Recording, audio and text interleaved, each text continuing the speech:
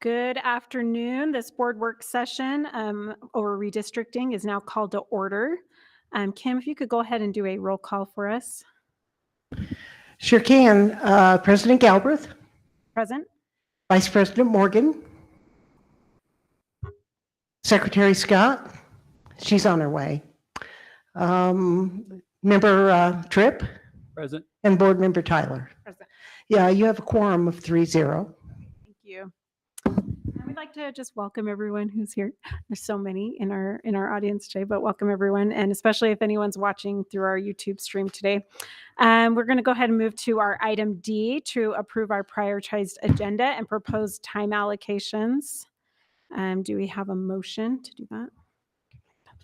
Madam President, I make a motion to approve our prioritized agenda and proposed time allocations. I second. Okay, we have a motion by Jessica Tyler and a second by Gary Tripp. All in favor? I think we can, right? Aye. Aye. Any opposed? Okay, motion carries 3-0. Okay, so moving into our board work session. So Beth Pendergrass is going to come up, and she's our Chief Communication Strategy and Engagement Officer. We also have Michael Sharp here from Research and Polling, and Kim, who our Assistant to the Superintendent, Kim Besley. And we'll start discussing our redistricting. It's kind of weird having you over there to go over everything. I know. We're good. Okay. Good afternoon, President Galbraith, Afternoon. Dr. Cleveland, members of the board. Thank you for joining us this afternoon. I cannot take any credit for the work that has been done. We have with us Mr. Sharp, who has worked very hard on creating some new board redistricting. And then Kim has also worked with facilities to print the maps and meet with each of you to go over those changes. The one thing I would recommend this evening, after you've reviewed the information with Mr. Sharp, who I'm going to turn the time over to here shortly, is that we consider, if you narrow it down to 2 or even 1, that we send that information out to the community for last comments before you make a final decision. So that would be my one recommendation for this evening. Other than that, I don't have anything to add, and so I'm going to go ahead and turn it over to Mr. Sharp. Great. Thank you very much for the kind introduction. President Galbraith, members of the board, and any public who happens to be listening online, welcome. My name is Michael Sharp, and I've been asked by the board to present some various redistricting options for your board member districts. And so I had to have a presentation, but we're going to go really quickly through it because we've already gone through a lot of it. But for those who may not have seen the presentation earlier, let's see if I can, theoretically, I should be able to share the screen here. Okay, so since we're using new technology, so where should we go? Are we using? So I'm going to. He's plugged in, it looks like. Duplicate. Oh, okay. It just comes up, maybe. Great. Cool. This is pretty cool, actually. Okay. So we'll go ahead and maximize that. Still get to see the screen. Okay. So just today is the 11th. And so we'll just go through quickly. I had a lot of stuff in here from the last time we presented before the board. We're just going to go right through it. Lots of experience. Just a quick reminder. This is the responsibility of the school board. No other governmental entities really can tell you what your districts look like. And so it's your decision. After the census, each decennial census, the new population numbers come out. This is why we need to redistrict. We need to make sure that when the new population figures are released, that every single board district has the same number of people, or relatively so. And if they don't have the same number of people per board district, then we need to modify the district boundaries such that afterwards every district has the same number of people. We do this after each decennial census because it's the most recent data available. It's the best and most accurate data that we have, regardless of what may have happened in 2020 with respect to COVID. It's still the best data that we have. You're required by statute, you have a population greater than 16,000, so that's another reason why you have to redistrict, required by law. And you also have to do this by the end of 2022. Statutes say you have to do it in the calendar year following the release of the census data. Census data was released in 2021, and so the board is required to redistrict in 2022 by the end of the calendar year. We have 5 principles of redistricting: equal population, minority voting rights, compactness, contiguity, and communities of interest. The first 4 are the legal constitutional requirements. And then the 5th one is, once you have met those requirements, then you can use any other factors that you want to kind of figure out what you think those boundaries should look like. So with respect to equal population, how do you figure out that population of each district? What's that target? What we call it's the ideal population. You take the school district's population, divide by 5, and that is our ideal population that we're shooting for. So in the end, we're looking for about 21,200. We can go above or below 5% of that number and still meet that equal population criteria. So the districts would be substantially equal. So as long as we fall within that range of about 20,150 to 22,260 roughly, then we've met that equal population standard. And these are based on total population and not registered voters. With respect to minority voting rights within Rio Rancho, there's a sizable Hispanic community, but it's not really compact enough to actually create a majority in any given district. And so while that is an important factor in Rio Rancho, it's impossible to create a majority Hispanic district, which is interesting. With respect to compactness, it relates to the shape of a district and not its geographic size. It's, there's a district here in Albuquerque area between Central and Montano. It's about 5 miles high and 4 miles wide. Looks like a rectangle. There's another district way out in Clayton down to Clovis. That's about 180 miles tall and 50 miles wide. They're the exact same shape, but they're both considered equally compact. So it's a matter of the shape and not the size. It can also be affected by the jurisdiction's outer boundary, which really isn't too much an issue for Rio Rancho Public Schools. Examples of compactness, the one on the left, this is all 1991 to keep it apples to apples, because the one in 1991 is New Mexico's 3rd. On the right, the 2 figures on the right are North Carolina and Texas, and those were drawn based solely on race. The districts are not compact, and the Supreme Court said those are so bizarre in nature that they violated the Constitution. And so those 2 states were required to redraw those districts. The one on the right, that green one is one district, and the purple kind of goes up and around and in. Those are actually 2 districts, and they interlock a lot. So we don't have any districts that look like that. Contiguity is pretty straightforward. You just have to have for every district for it to be made up of 1 piece and not 2 or more. So you'll see that the figure on the right, District A in light blue, is composed of 2 pieces. So that would be not contiguous. You have to be able to just basically look at your district, get to every other part of the district without, leaving that district. It's a geographic, it's not necessarily transportation based. So we've covered the criteria of redistricting, the legal constitutional requirements. Then what can we do? Once we have that framework, we can look at communities of interest. It's everything else. You can look at political subdivisions. For example, don't split precincts. That makes the election process easier for the clerk, for the community. So not in addition to the public school district, you have the city council, you have the legislative district, you have the county commission. And so if we can avoid splitting precincts, that assists in the process of creating elections that are less confusing for the public. We can look at neighborhoods. So we've presented a number of plans that treat different neighborhoods differently. Some neighborhoods are split. In some plans, they're entirely intact in other plans. And so we try to give you some variety. So it'll be up to the board to figure out, well, how important are some of these communities of interest. We can look at geographic boundaries. A common one is 528. It's a pretty major thoroughfare. Maybe Northern is an important boundary between districts. You can look at the existing districts.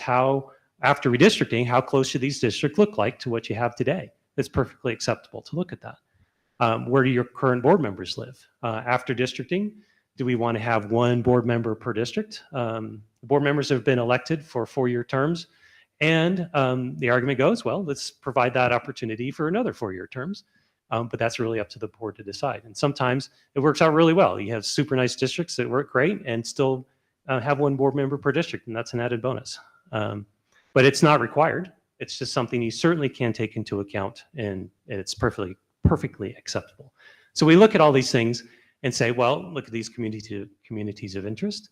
As long as all the other factors we've looked at are met, population, voting rights, compactness, and contiguity, then let's take into account these communities of interest. When we get to the plans, just realize that none of them are perfect. There are many different factors. There's a push and a pull. Sometimes you'd like to say there's a tension between different types of factors we have to look at. If we wanted to keep sometimes we want to keep every single community or neighborhood together and split, and not split, excuse me, and totally intact. But in order to create districts that are perfectly equal in population, sometimes that requires splitting neighborhoods or maybe crossing 528 or northern or southern. And so these factors, they can work against each other, and we're just trying to find that best balance between all these things that we're looking at. So these plans are intended to initiate discussion. We have 6 initial ones, and I guess theoretically we could come up with more, but if you really like one of the plans, and that's great and up to the board. But if there's a modification to one or more, then we're certainly open to modifying them and taking a look. This is the first part of the process. We're in the middle of the process. We've already held meetings on the ABCs of redistricting, presented the plans to the public. Here's another public forum the board has made available for the public to take a look at the plans. We can revise the plans if needed, if requested. And eventually you'll adopt a plan. We'll provide documents to both the school district and the county clerk to properly assign voters to the correct district. And this is all in preparation for the election that's coming up in November of 2023. So these will take effect for the first time for those districts that are up in a year and a half. So let's take it in terms of, I'm going to skip this one. Let's go to the current districts so you have a good picture of what we have to do. We have to stay within plus or minus 5%. So that column on the right shows you percent deviation from the ideal. And you look at that far right column, you say, well, which districts are outside of that plus or minus 5%? You can look at districts 1 and 3 and 14. 1 and 3 are both too big, so they'll need to shrink. 14 is too small, it'll need to grow. And theoretically, District 5 at just about the ideal population, theoretically, it could remain unchanged, depending on all the other movements of the districts around it.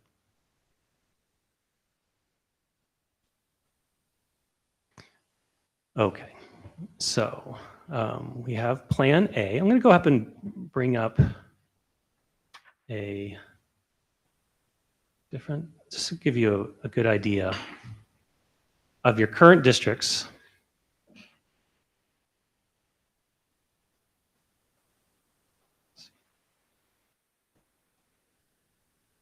There we go. Okay, so with respect to, these are the current districts. We already saw those. I want to go back to Plan A. Plan A was a plan to look at your current districts and make minimal changes. And it might be hard to see on that screen, so maybe I'll make, can you see that okay? Yeah, what's happening though is that it's not coming up on YouTube. Michael, can you go ahead and join the Google Meets off of your calendar, and then you can present that screen. You bet. And then I'll stop presenting. I have the map up, but his maps are better.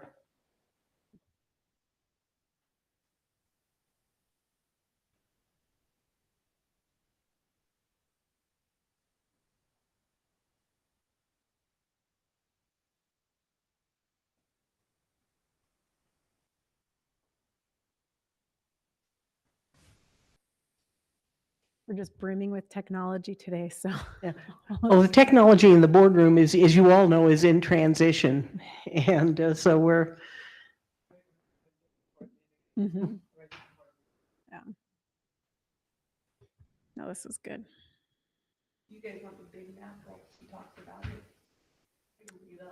I don't, do you guys feel like you need the big one, or are you okay with what? This one look good. Okay, Yeah. okay, I think we're okay for now. I know. I'll just take a couple seconds here. That's what I was gonna do today.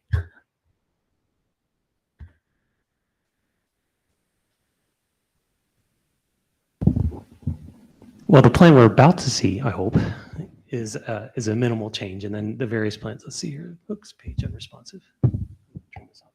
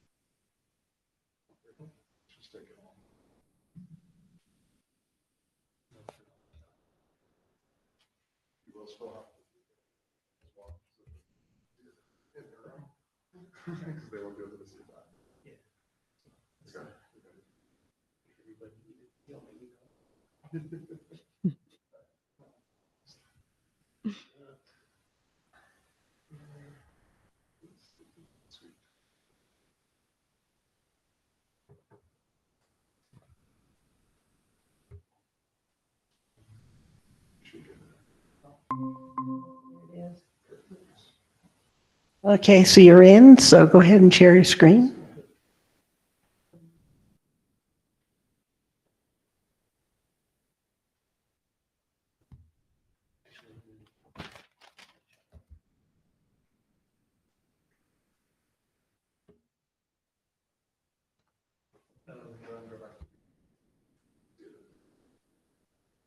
Aha.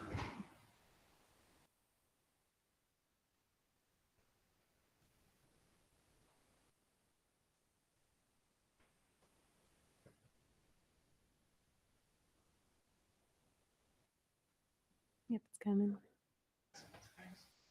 Yeah, thanks for your patience. Okay, back again.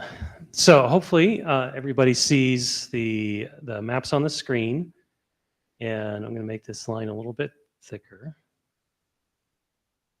So what we have on the screen are the districts in Plan A, and in purple are the boundaries of the current districts. I want to double check this one here real quick. That's actually the wrong one. This is the one I wanted. In black. Okay, that's great. So this will show you. So we knew that District 5 theoretically didn't need to change at all. So we'll just start there. So you can see that comparing the tan District 5 to the black and white dashed line, which is your current board member districts, there's no change whatsoever. So that's pretty straightforward. We know that District 4 and the southern part of the school district was too small. It needed to expand and pick up population. We also know that Districts 1 and 3 were slightly too big in terms of population. So they both needed to lose a little bit.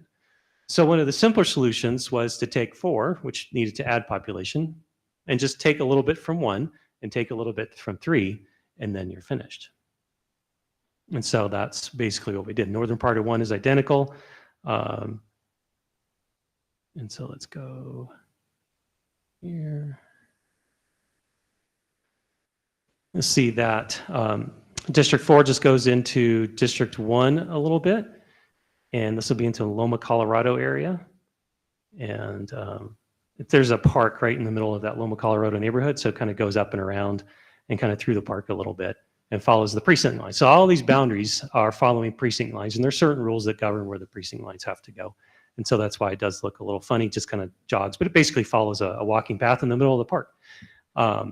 And then goes down Tierra Abierta to get to Loma, Colorado. And so basically that's it. It's one precinct that moves from District 1 to District 4.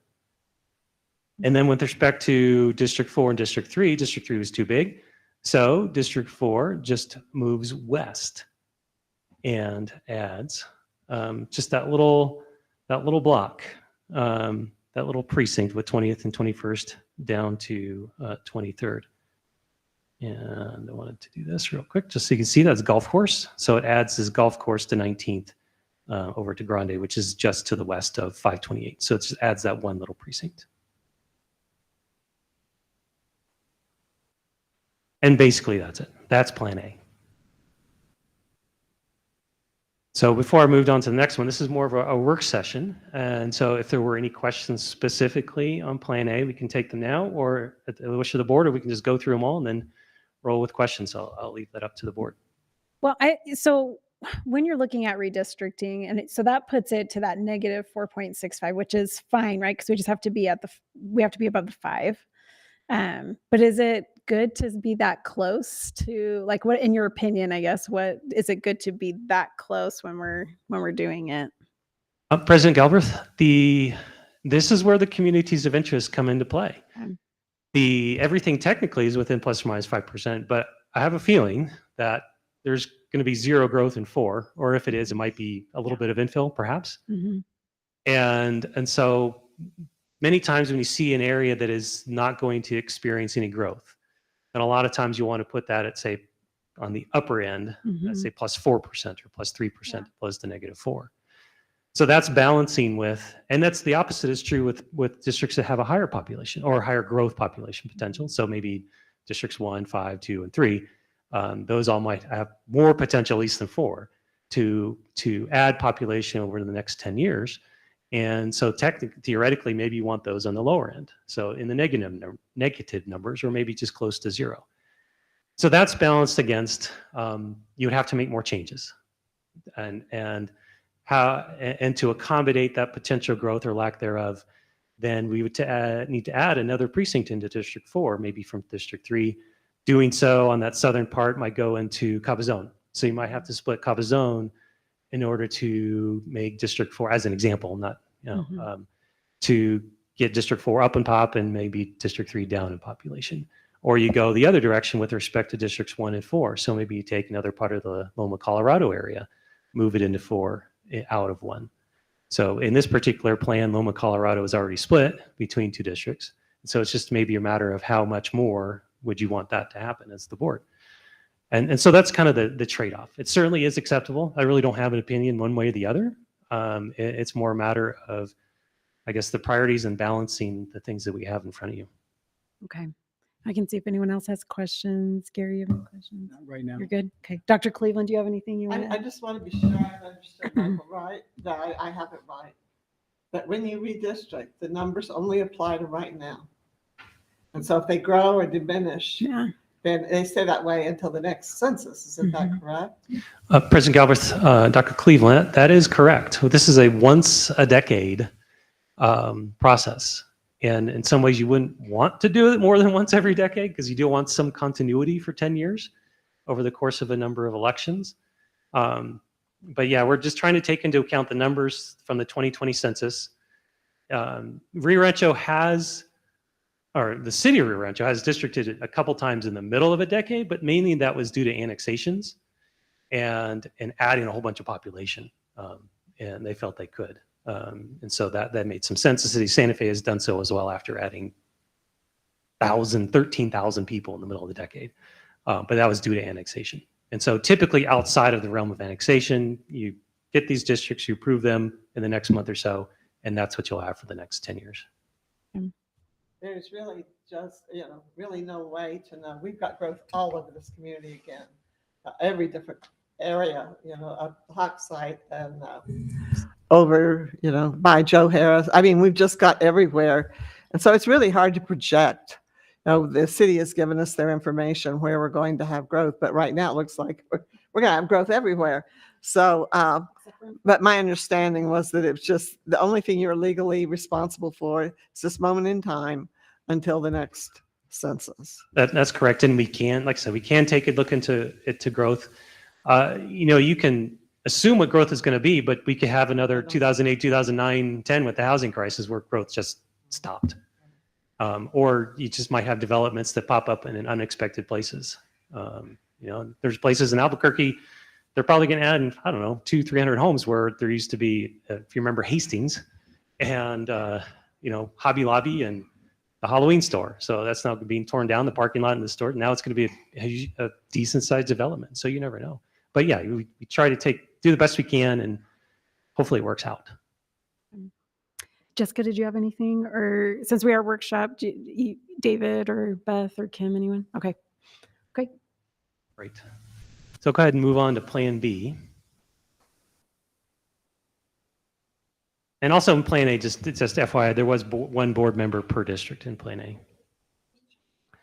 So Plan B is a little bit different. Not two. I just wanted to take kind of where we started with A. And in the current districts, Enchanted Hills is split between 2 districts, 1 and 5. And so this is one attempt to say, well, what happens if we take Enchanted Hills and unite that neighborhood, relatively new with respect to the history of Rancho, and put it into one district. And so that's what happens with District 1. District 1 was on the high end a little bit, so it just lost some Enchanted Hills precincts. to District 5. And so that helped with District 1. So District 4 is a little bit different. This and before it went above the Arroyo into Loma, Colorado. Well, if it doesn't do that, then it has to go east and, excuse me, west. I'm a geographer, supposedly. And so District 4 does go west to Unser and picks up a couple neighborhoods around Nicholas.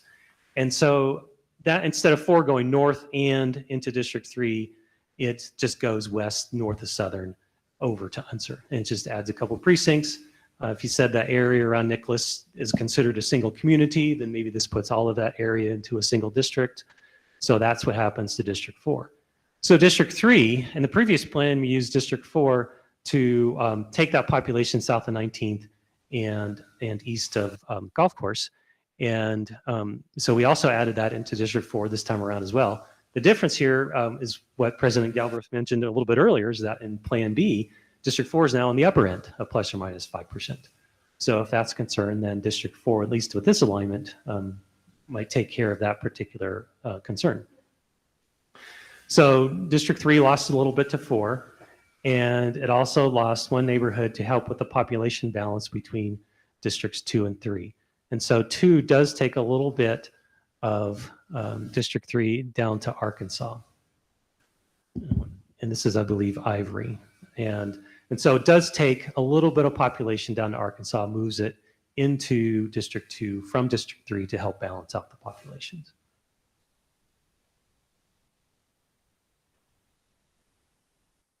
So District 5 was a little bit on the high end today in your current districts. Well, we just added more population to it, and in Enchanted Hills. So now it's even larger with respect to population.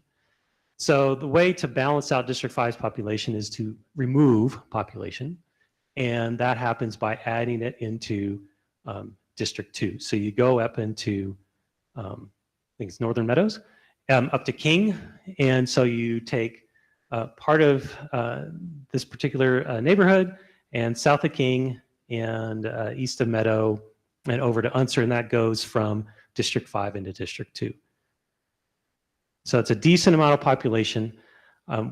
The other change that has to happen with respect to 2 and 5 is that this huge precinct goes and moves into District 2. Interestingly, the population, there's almost nobody living north of Paseo de Volcan, a little north of the high school, really.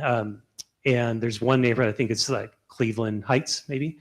And that is just on the northern side of Paseo del Volcan, right next to the high school. And that's where the population is in this precinct north and south of Paseo. So it looks like it's a really large precinct, but all the population's in one part.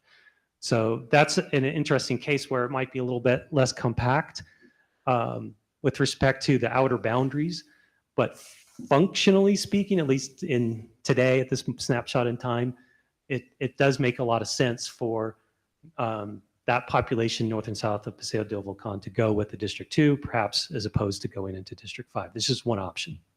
So that's what happens with Districts 2 and 5. So with respect to the deviations, District 4 is on the high end, and all the others are either right around 0 or below 0 in the negatives. And again, in this one, I think there's one board member per district. Okay, that's Plan B.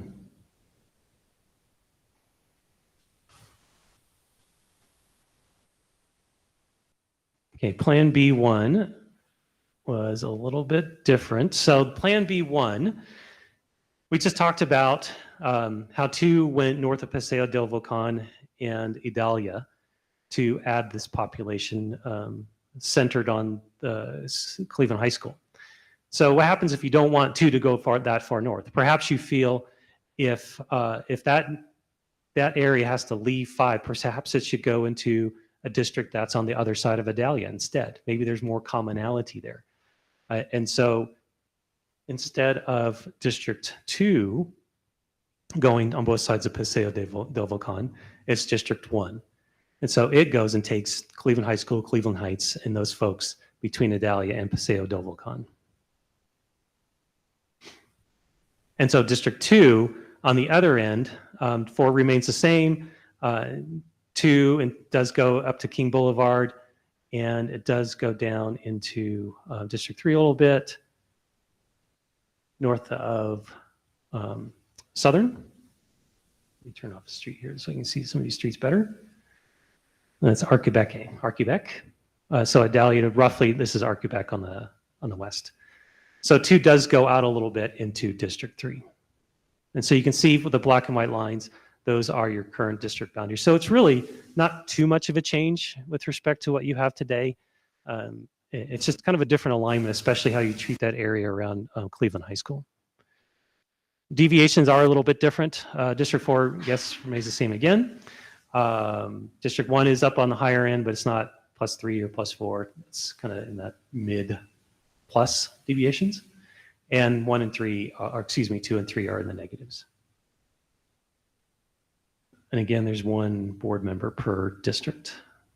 So it's just a different option in terms of B and B1. So you can see there's lots of different ways. I mean, sometimes you think, well, there's only one way to draw this plan, but then you look at all the various factors and considerations, and you have different priorities, different things to look at, and so you can come up with different options.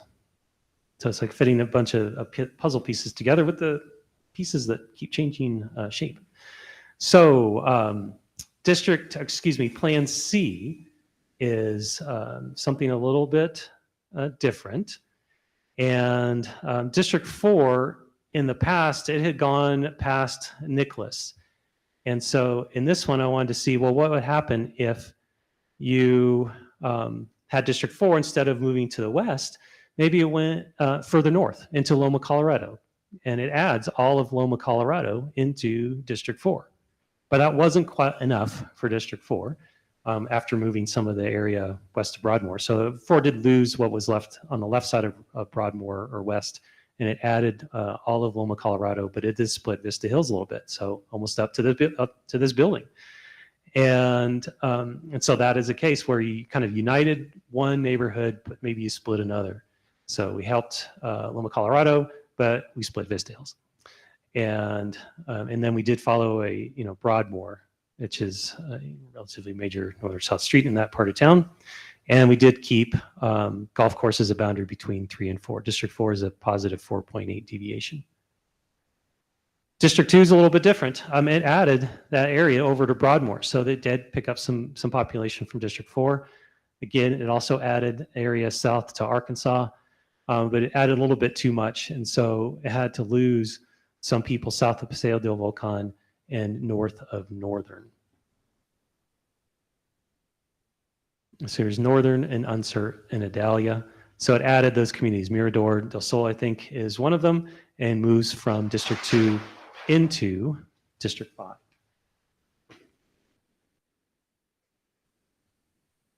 So District 5 did add population. It was already on the high end, and it had to lose population. And also, once District 1 lost all that Loma, Colorado, and Vista Hills population, it was too small by too much. And so it has to add, and it goes into Enchanted Hills and basically splits Enchanted Hills in half.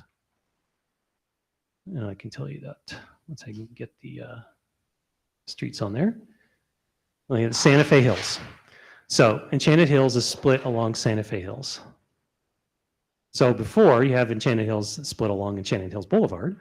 Well, now it's just a different, more of Enchanted Hills goes into one than today, but it still is split between 2 districts.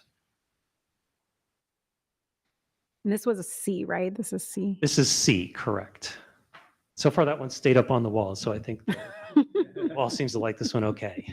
All right, so that is C, and I can turn on the board members just so you can kind of see what we have. We still have 1 board member barely per district, and so it's always good to at least understand the situation. And by the way, because of the dots there for the board members are so close to the lines, it doesn't necessarily mean that as I was drawing the plan, I purposely moved it to that line. This is just the way, honestly, this is just the way it works. It's the way it happened to work. Okay, so that is C. Let's take a look at D. All right, so I know I used the phrase "let's something different" a number of times, but here we go again. And so, what happens if you really wanted a district that, say, a District 4 that stayed north of Southern, is basically between Southern and Loma, Colorado, up to Adalia? Does that make sense? I mean, that's a part of, say, traditional Rio Rancho. It's been here for a long time, and perhaps you don't want District 4 to go south of Southern, or you feel that maybe that area south of Southern and south of Adalia, that's part of traditional Rio Rancho, and maybe that should have 2 school board members. And so this is one way to do it. So instead of having 4 and 3, 4 going into Corrales Heights. Yeah, Corrales Heights. And then District 3 does take that. And so District 4 and 3, the boundary between them is Southern and 528. Bless you. And so District 3 does take all that area between, let's see, that's Golf Course. So Golf Course, Southern to 528, Corrales Heights, Middle Arc, Sarah, all of that area goes into District 3 from 4.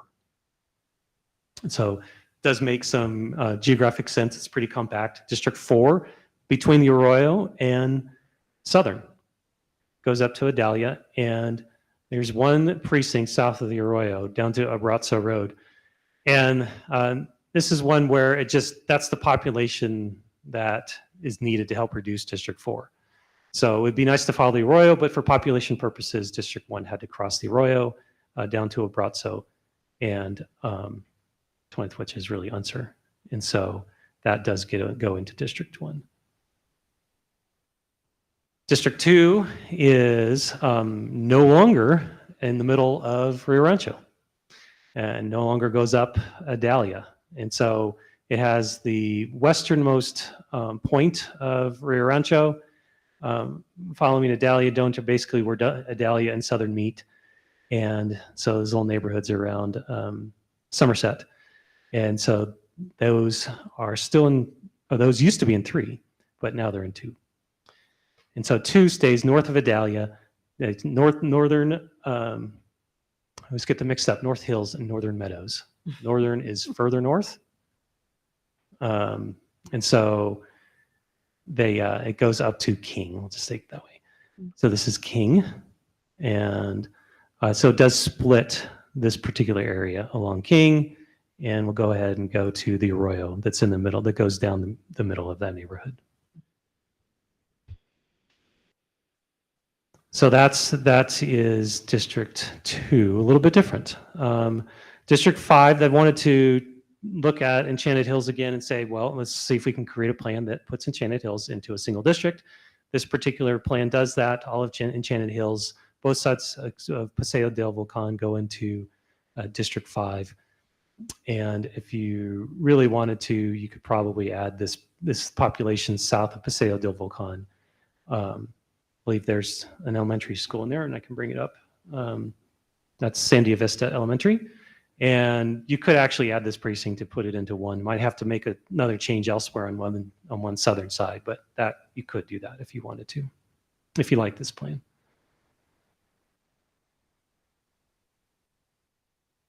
So 5 does add the rest of Enchanted Hills. It does lose some population on its western side, and it does go down towards Northern and Unser to pick up Mirador del Sol.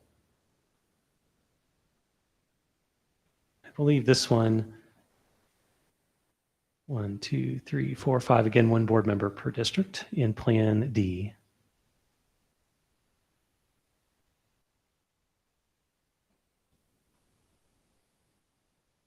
Okay, let's wait for this to pop up. There we go. All right, Plan E is, so 3 or 4 looks similar to what you have today. It does go into Loma, Colorado again. Doesn't quite get all of it. It's kind of halfway in between taking 1 precinct versus 3 or 4, so it takes 2 of the precincts of Loma, Colorado, puts it into District 4, but Vista Hills stays united within District 1. Again, Ford also takes the neighborhood east of Golf Course. District 3 is a different orientation of kind of the central part of Rio Rancho. So District 3, instead of going out west, it just goes vertically. And so it goes up to Adalia and Lisbon. So Lisbon is the rough boundary between 2 and 3. So 3 does go north, takes a lot of population from District 3 up to Adalia and Lisbon. And that does force 2 to add some population as swings around, picks up some people. I'm going to zoom in so I can see the street real quick and turn off this line. Ivory. So this is Baltic to Ivory.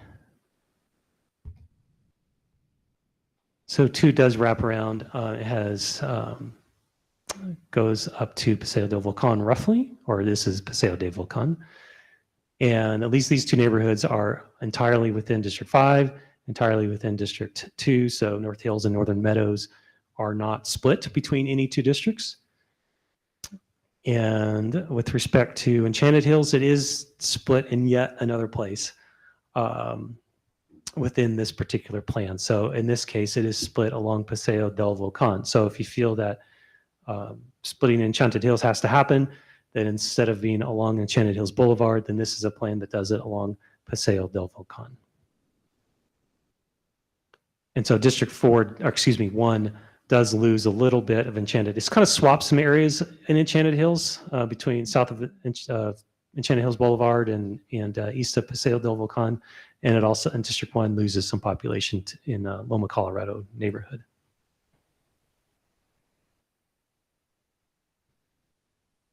So I believe in this one, we still have 1, 2, 3, 4, 5, 1 board member per district. It just so happens. So it is kind of nice that all the plans still seem to make some sort of relative sense, given their various objectives, different ways of looking at the school district and how it can be divided up, and yet we're still able to if it's important to you, to have 1 board member per district.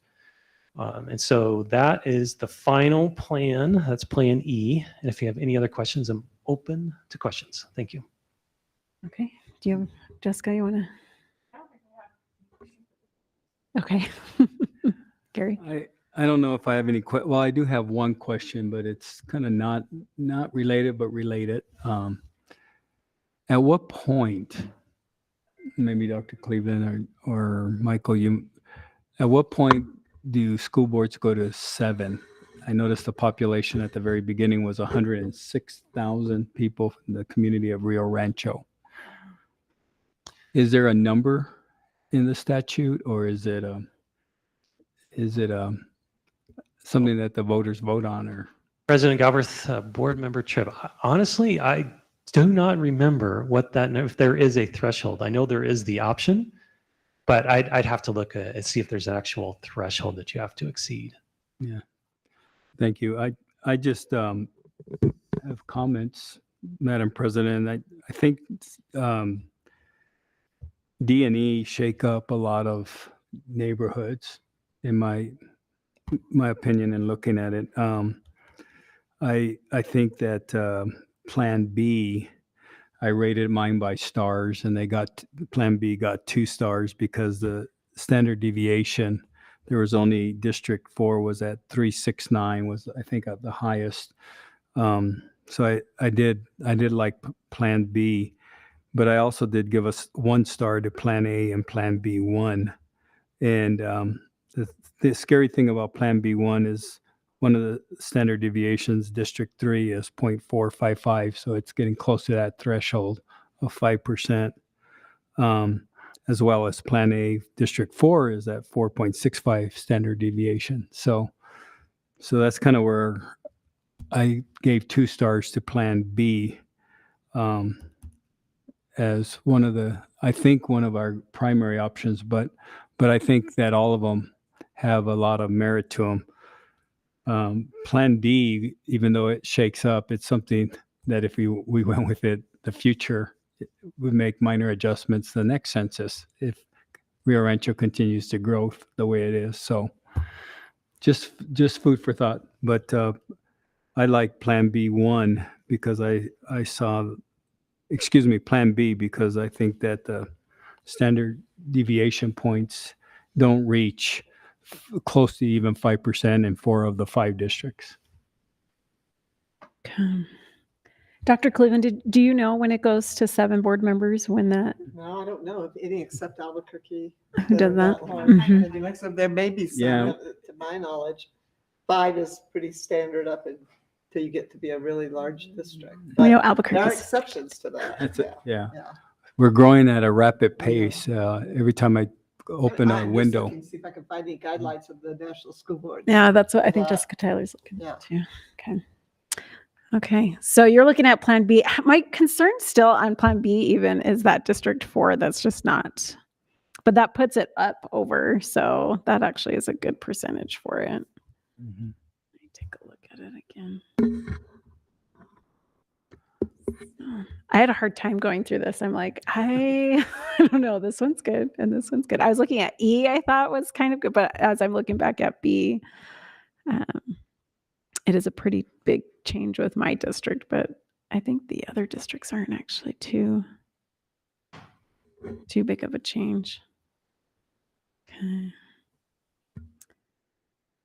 All right.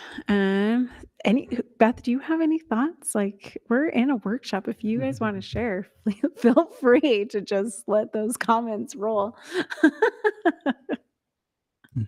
Or Dr. Cleveland, if you have any thoughts. I stay out of board redistricting. That is definitely not my Okay. business. Okay. Yeah. Okay. I will say one thing, I do think, just in general, not any of the plans, the less change in many cases, the better, because people already identify Mm-hmm. with a specific area, as probably, but again, if you have a huge inequity, you have to deal with that. So it's, Mm-hmm. Okay. All right. Other thoughts, Jessica Taylor?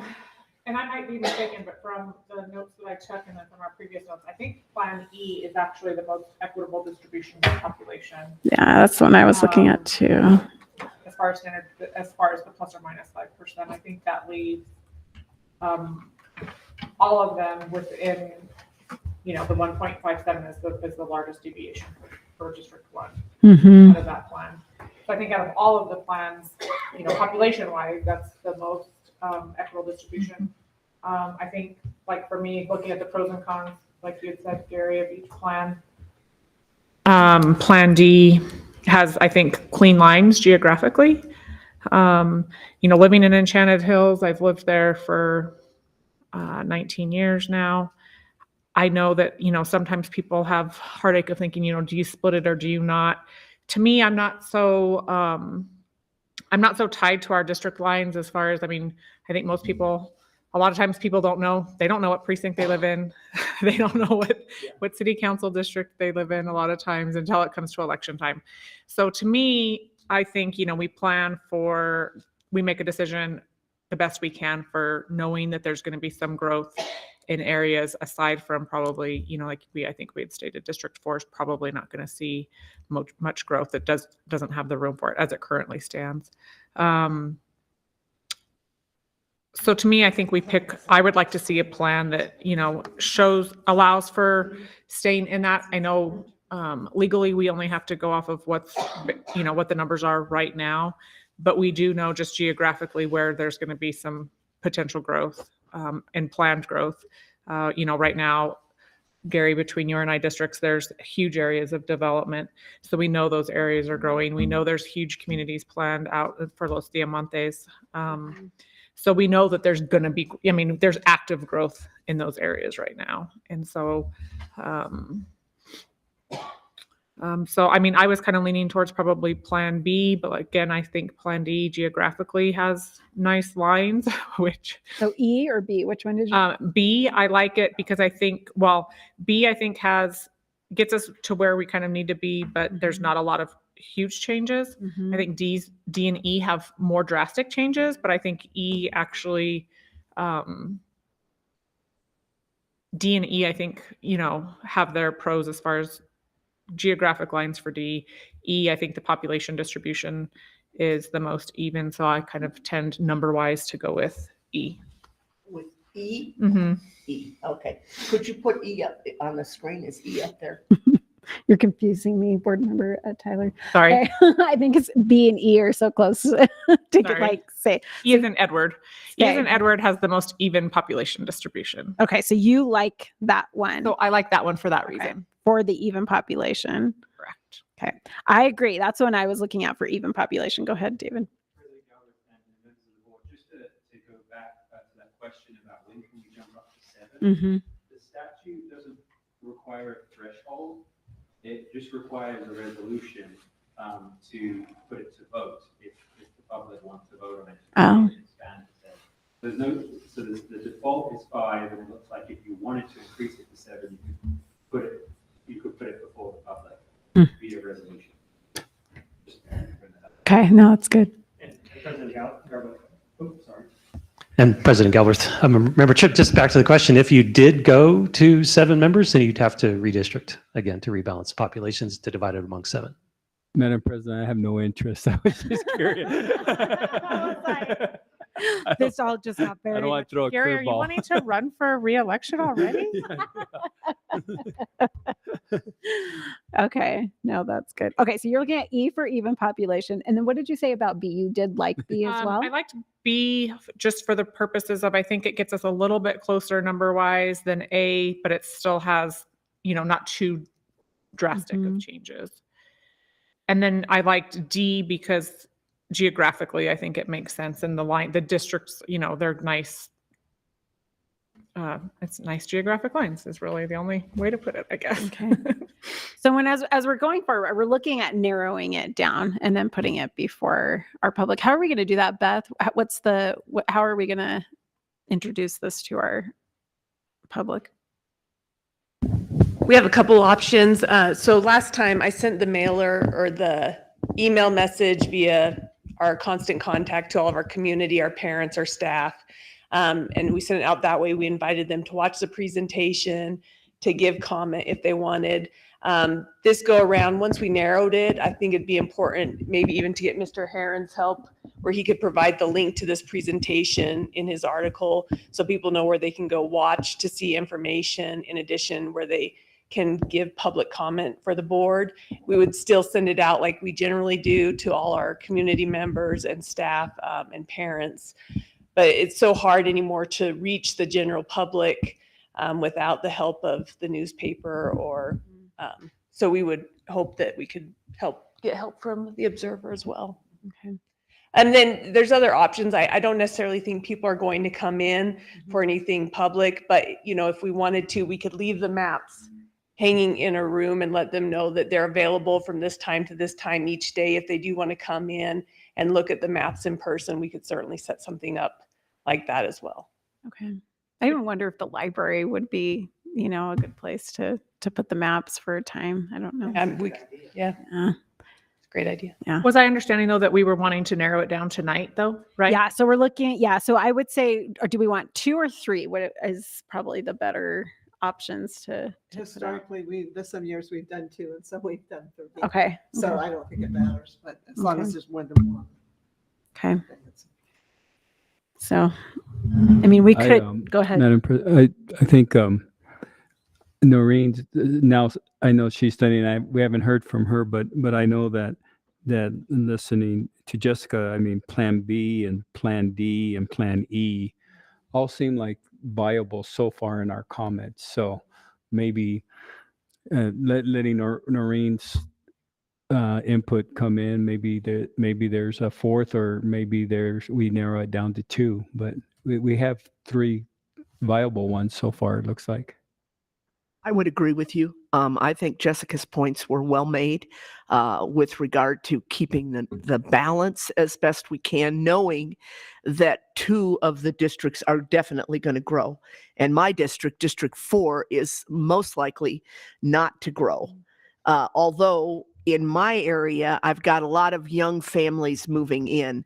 my neighborhood is starting to turn over from, folks who've lived there 20 years and now their children are grown and are starting to move into the neighborhood. So I am starting to see some growth, but I honestly don't think it's going to anywhere match the population growth to the north of the city.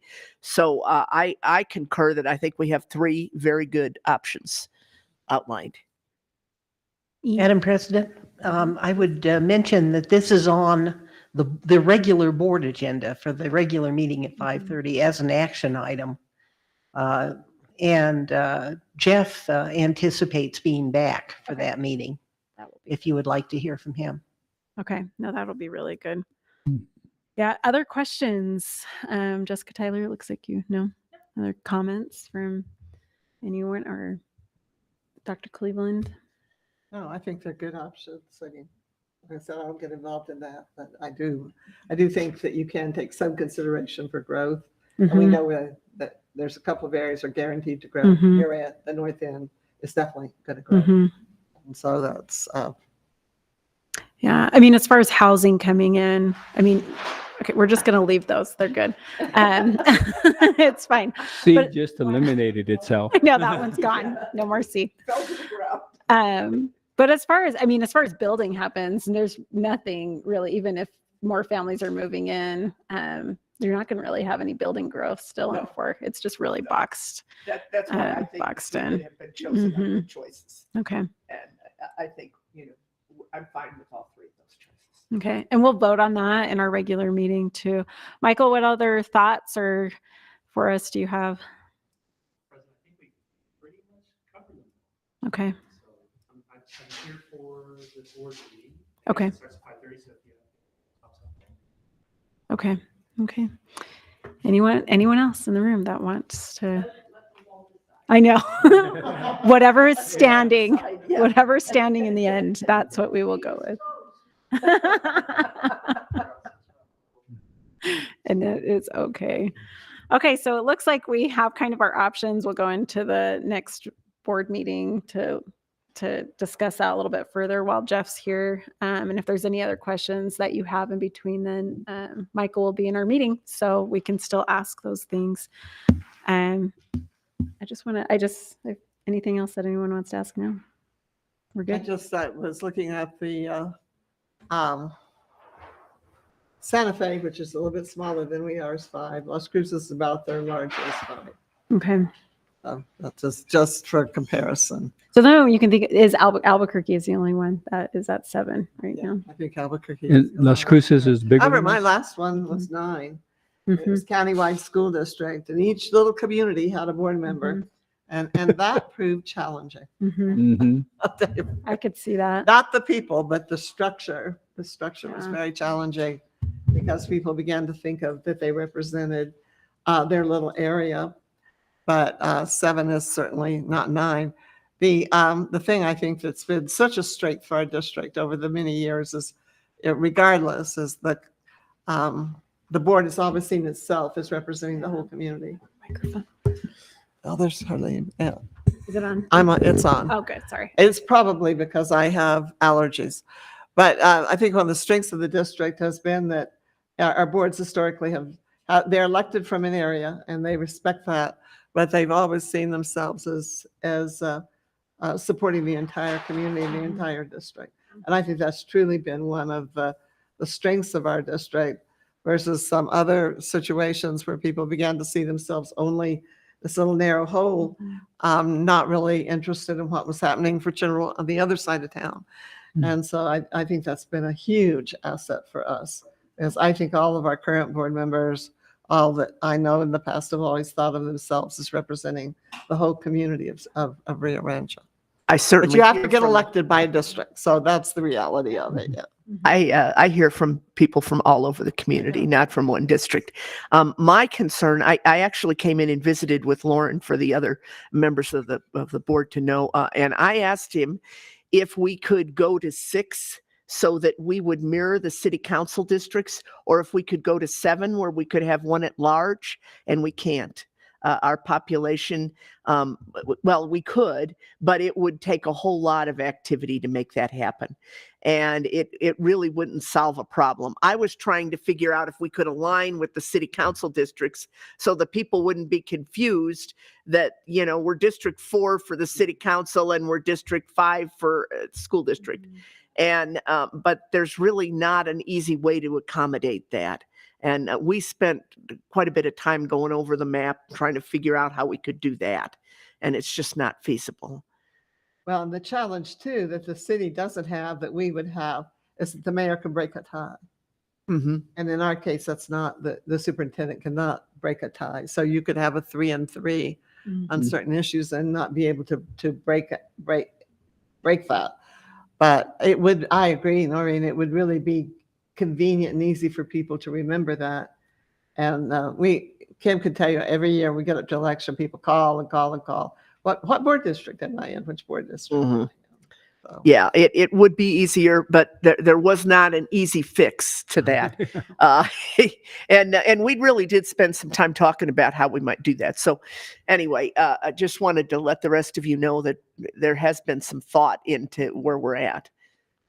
Yeah, no, that is good. I think lots of us have asked a lot of questions and trying to figure out the best way to do this. So thank you. And I also want to say thanks. Kim Vesley's been wonderful at going through all of this with us too, and sitting down with most of us, I think, one-on-one. Yeah, all of us one-on-one, and zooming in and zooming out and showing. She also even pulled all the growth for the area, which I really appreciate as well, so that we could kind of see where new developments are coming in. So that's really helpful too. So it's wonderful to continue to see Rio Rancho, to see that one's out too, to see Rio Rancho grow. I think since I've been here as a kid, I used to race home down dirt roads that are now paved and with homes. I used to get stuck in ditches that now has cabazon in it, and and all of those wonderful things. So it's fun to see it grow, and I'm hoping in the next 10 years it's going to grow as well. So.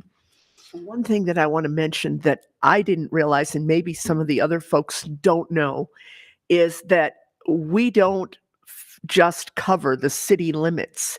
And that was very interesting to me when we were looking at the mapping. So not only do we cover the city limits of Rio Rancho, we cover all of Rio Rancho Estates and a little bit beyond. So our school district is larger than the city limits. So by quite a bit. Yeah, as Kim pointed out. She overlaid it on a map for me, and I was shocked. Mm-hmm. No, that is good information to have. Madam President, do we have, this has all been videoed, so I guess for those that are interested, I know it's going to be a minority, but whatever plans we vote on having the public go into, then they'll have Michael's information right there to see the neighborhood adjustments from whatever plan. Okay. Yep. Thank you. And if there's anything else you want to add now, because it is going to be recorded and people will have access, if there's anything else you want to add on it, feel free to do that now. Anyone else? Could District 1 be purple? No. Just kidding. I'm sorry, that's District 2. We reserve purple for me. Okay. Any other questions, comments, or anything? Okay. So with that, we have no calendaring to go through. So our meeting for this session is adjourned, and we'll be back at 5:30 for our regular board meeting. I hate this thing so much. No. No, okay. No. Is that going to happen? Okay. Yeah. No.